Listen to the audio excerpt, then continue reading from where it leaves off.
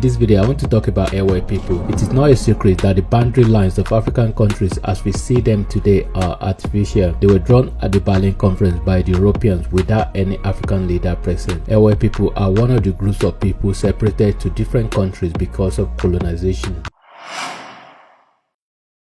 The majority of Ewe-speaking people of West Africa inhabit areas between the River Volta in Ghana and River Mono on the western borders of the ancient kingdom of Benin, formerly Dahomey.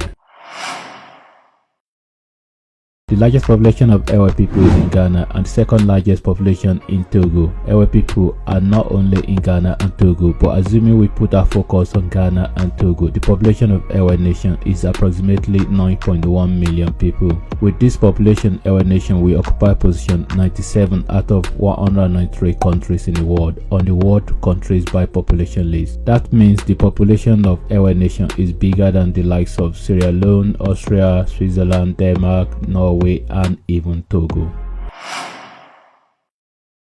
The people of Ewe speak Ewe language, which belongs to the Gbe family of languages. They are related to other speakers of Gbe languages such as the Fon, Gen, La, Fera, and Aja people of Togo and Benin.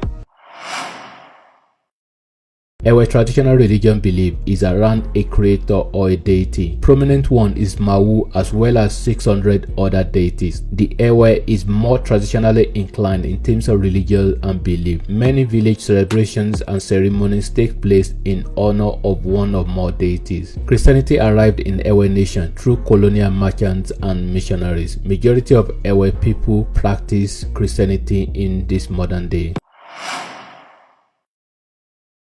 The Ewe in the coastal areas depend on their fishing trade as a major means of livelihood, while the Ewe in the inland are mainly crop and livestock farmers.